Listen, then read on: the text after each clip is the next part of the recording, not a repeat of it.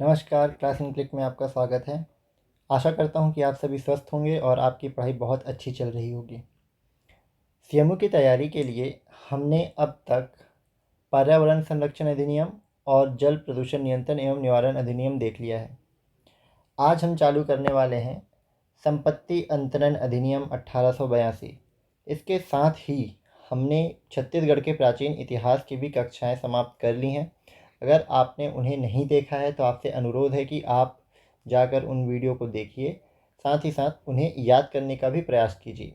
अगर आपके पास नोट्स नहीं हैं तो आप हमारे टेलीग्राम ग्रुप में जुड़ सकते हैं, या फिर इस वीडियो के अंत में आपको एक नंबर प्रोवाइड किया जाएगा, उसमें आप व्हाट्सएप या टेलीग्राम करके उस नोट को प्राप्त कर सकते हैं।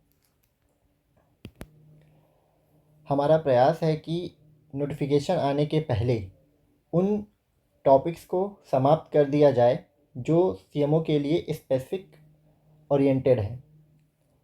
आपसे भी यही निवेदन है कि आप नोटिफिकेशन का वेट मत कीजिए। जिस तरीके की चर्चाएं चल रही हैं, संभावना है कि यह वनडे एग्ज़ाम के रूप में हो सकता है, तो आप अभी से तैयारी करते रहिए और इस बात का ध्यान रखिए कि शिक्षा कभी भी व्यर्थ नहीं जाती। तो चलिए बात करते हैं इस टॉपिक के बारे में, संपत्ति अंतरण अधिनियम 1882। आज मैंने इंट्रोडक्टरी क्लास रखी है, जिसका उद्देश्य यह है कि आपको इस अधिनियम के बारे में एक छोटा सा इंट्रोडक्शन मिल जाए, साथ ही किस प्रकार के प्रश्न पिछले बार के एग्ज़ाम में पूछे गए थे इसका भी आइडिया आपको लग जाए। इसके साथ ही किस प्रकार से नोट्स बनाने वाले हैं इसके बारे में भी आपको जानकारी प्राप्त हो जाए। देखिए, यह अधिनियम अपने आप में बहुत बड़ा है। इसमें कुल धाराएं की बात करूं तो वह 137 धाराएं हैं। पिछले बार के जो एग्ज़ाम हुआ था 2019 में, सीएमओ का जो एग्ज़ाम हुआ था 18-19 में, उसमें दो प्रश्न पूछे गए थे इस अधिनियम से। एक ये रहा और दूसरा ये रहा। आप देख सकते हैं कि जो दोनों प्रश्न हैं ये सीधे अधिनियम की धाराओं से ही पूछे गए हैं। तो अब सवाल ये उठता है कि दो प्रश्न, यानी कि जो नंबर होते हैं वो है 4, ठीक है। 4 नंबर के लिए या दो प्रश्न के लिए 137 धाराएं या इतना बड़ा अधिनियम पढ़ना क्या सही है? तो इसका जवाब है कि हाँ, आपको पढ़ना पड़ेगा, क्योंकि 4 नंबर का अंतर सिलेक्शन पाने और सिलेक्शन ना पाने के बीच में बहुत बड़ा डिफरेंस क्रिएट करता है। तो यह सोचकर कि सिर्फ एक प्रश्न का सवाल है या दो प्रश्न के सवाल हैं, हम किसी भी टॉपिक को छोड़कर अगर एग्ज़ाम में जाते हैं तो कहीं ना कहीं हम अपने पैर पर ही कुल्हाड़ी मारने का काम कर रहे हैं।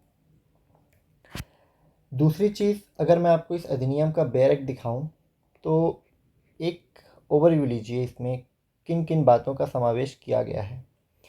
यह अधिनियम बहुत बड़ा है, बहुत लेंदी है, जिसकी वजह से उन टॉपिक्स को निकालना जो एग्ज़ाम की दृष्टि से महत्वपूर्ण है, साथ ही साथ उनका नोट्स बनाना बहुत टफ टास्क हो जाता है। इस वजह से मुझे इस अधिनियम को बनाने में थोड़ा समय लग रहा है।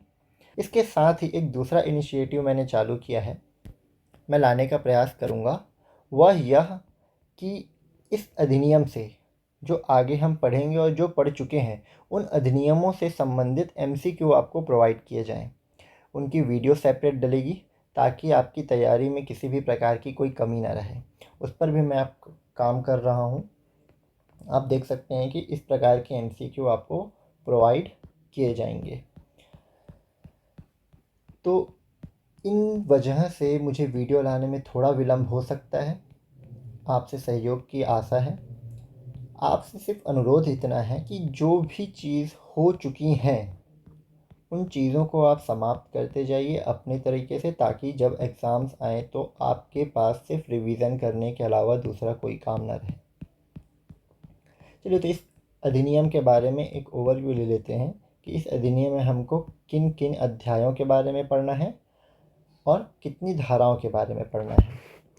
अगर इसके नाम के बारे में बात करें तो इसका नाम है संपत्ति अंतरण अधिनियम 1882। अगर इसके उद्देश्य के बारे में बात करें तो इसका उद्देश्य है पक्षकारों के कार्यों द्वारा किए गए संपत्ति अंतरण से संबंधित विधि के कतिपय भागों को परिभाषित और संशोधित करना सही हो। ठीक है, अगर कभी प्रश्न पूछता है निम्नलिखित में से या कूट के प्रश्न में इस तरीके के प्रश्न बन सकते हैं, तो इसके उद्देशिका को ध्यान रखिएगा। यह अधिनियम 1 जुलाई 1982 से लागू हुआ था। यह आपको नोट्स में मिल जाएगा, अभी मैं लिखना भूल गया हूँ, लेकिन जब आपको फाइनल नोट्स प्रोवाइड किया जाएगा तो यह उसमें लिखा रहेगा। इसमें कुल 8 अध्याय हैं। इन 8 अध्यायों में सम्मिलित रूप से 137 धाराओं का वर्णन किया गया है। अध्याय 1 जो प्रारंभिक होता है, इसमें धारा 1 से धारा 4 तक।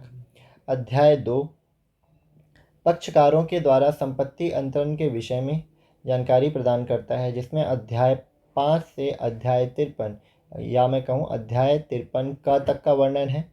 अध्याय 3 स्थावर संपत्ति के विक्रयों के विषय में जानकारी प्रदान करता है, जिसमें धारा 54 से धारा 57 तक।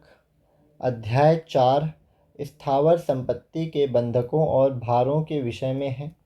इसमें क्षमा कीजिएगा, धारा 58 से धारा 104 तक वर्णन मिलता है। अध्याय 5 स्थावर संपत्ति के पट्टों के विषय में संबंधित है, धारा 105 से धारा 117। अध्याय 6 विनियमों के विषय में, धारा 118 से धारा 121।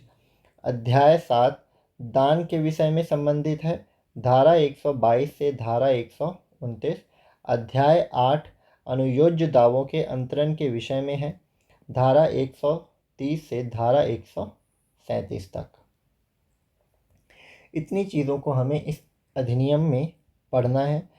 इसके साथ ही आपने जैसे इसमें देखा, प्रश्नों को देखा कि किस प्रकार के प्रश्न बन रहे हैं, तो बहुत ज़्यादा डीप में, बहुत ज़्यादा परिभाषाओं के पीछे या क्लिष्ट शब्दों के पीछे जाने की आवश्यकता नहीं है। उतना ही पढ़ेंगे जितना एग्ज़ाम्स के लिए महत्वपूर्ण हो। आपको बहुत सारे अधिनियम और बहुत सारे सिलेबस को कवर करना है, सिर्फ एक अधिनियम के पीछे भागना नहीं है, लेकिन उस अधिनियम को पूरी तरीके से छोड़ना भी नहीं है। जितना मेरे नोट्स में हो, जितना नोट्स में आपको प्रोवाइड किया जाए, सिर्फ उतना ही पढ़िए और भरोसा रखिए कि आपका एग्ज़ाम अच्छा जाएगा। कल एक वीडियो इसकी डल जाएगी, लेकिन इसके नोट्स बनाने में जैसे मैंने आपको बताया कि थोड़ा समय लग सकता है, तो थोड़ा सा धैर्य बना कर रखिएगा। आपको इसके नोट्स कहाँ मिल सकते हैं, तो चैनल के डिस्क्रिप्शन में लिंक है टेलीग्राम ग्रुप का, आप उस ग्रुप में ऐड हो सकते हैं और उस ग्रुप के एडमिन वाले नंबर पर डायरेक्ट मैसेज करके, पर्सनल नंबर पे पर्सनल मैसेज करके आप नोट्स प्राप्त कर सकते हैं, मांग सकते हैं, या फिर इस नंबर पर